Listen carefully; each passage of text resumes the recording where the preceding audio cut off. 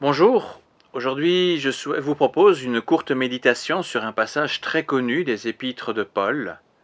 L'apôtre avait prié Dieu afin d'être délivré d'une faiblesse qui semblait à première vue l'handicaper dans son travail missionnaire, mais Dieu lui répond ceci en 2 Corinthiens 16, 9. Ma grâce te suffit, ma puissance s'accomplit au sein de la faiblesse. La question de la grâce est au cœur de la foi chrétienne, et singulièrement la foi protestante. Et pourtant, elle est trop souvent mal comprise ou mal considérée dans notre vie de foi. En termes juridiques, la grâce est une remise de peine après un verdict de culpabilité. Et dans l'Évangile, c'est bien ce qui est annoncé. En tant que pécheurs, nous sommes sous le coup d'une peine, mais Jésus a pris cette peine à notre place, de sorte que nous soyons graciés.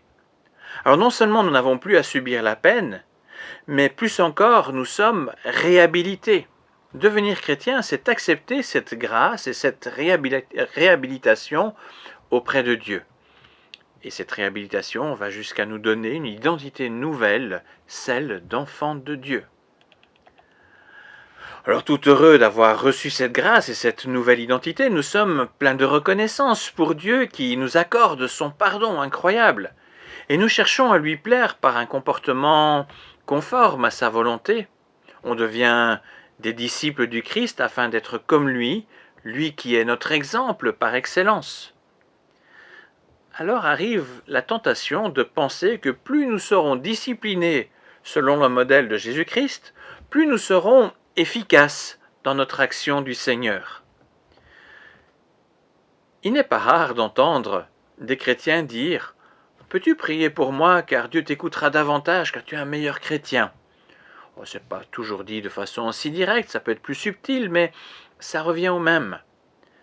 Inconsciemment, nous établissons une échelle d'efficacité en fonction de notre état intérieur de foi, de notre maturité spirituelle. Mais c'est oublier que c'est la grâce, c'est oublier ce qu'est la grâce pour nous, ainsi que les conséquences qui en découlent. La grâce n'est pas un message uniquement à entendre, un message de bonne nouvelle pour devenir chrétien, mais bien une réalité pour chaque jour de notre vie.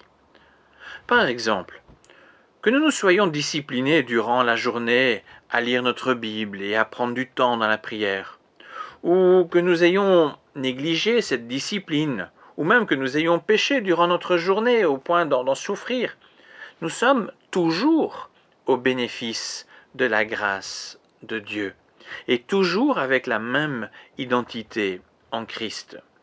Et si en fin de journée, bonne ou mauvaise dans notre rapport au Seigneur, quelqu'un nous demande de prier pour lui, ou si nous sommes amenés à manifester de façon concrète de l'amour ou à donner un quelconque encouragement pour une personne, ce n'est certainement pas notre état spirituel du moment qui influencera la manière dont Dieu agira à travers nous pour notre prochain. Cela dépend de Dieu uniquement. Trop souvent, nous sommes comme Paul qui a vu dans sa faiblesse un frein à l'action de Dieu. Nous avons tous nos faiblesses, momentanées, parfois persistantes.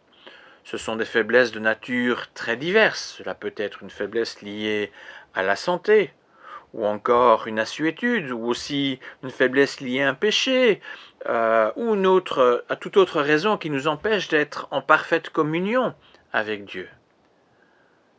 Dans toutes ces lettres, Paul nous exhorte à croître spirituellement, à nous appliquer à une discipline de vie qui plaît à Dieu.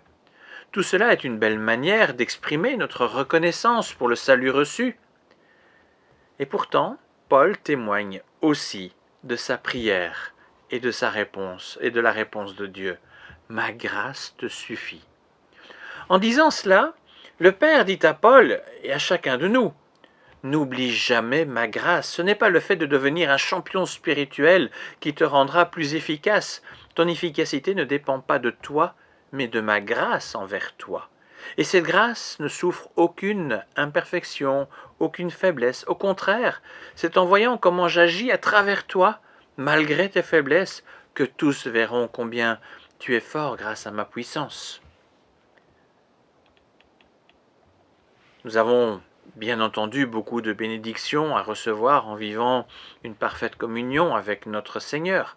Et notre discipline personnelle est une belle manière d'exprimer notre reconnaissance. Toutefois, n'oublions jamais que l'efficacité de Dieu par son Esprit Saint qui vit en nous ne dépend pas des hauts et des bas de notre vie, mais bien de la perfection de Dieu et de sa grâce qui nous reste acquise à chaque instant de notre vie. Nous ne devons jamais douter de l'efficacité de Dieu dans notre prière ou notre travail pour lui, car le résultat dépend avant tout de lui et non de nos propres capacités ou de notre état spirituel. Alors, ne rejetons pas de servir Dieu, même avec nos difficultés, avec nos faiblesses. Il a choisi, dans sa grâce, d'agir à travers chacun de ses enfants, selon les dons spirituels qu'il a lui-même donnés à tous, alors que sa grâce soit notre joie et notre force dans le service pour le Seigneur. Merci pour votre écoute et à bientôt.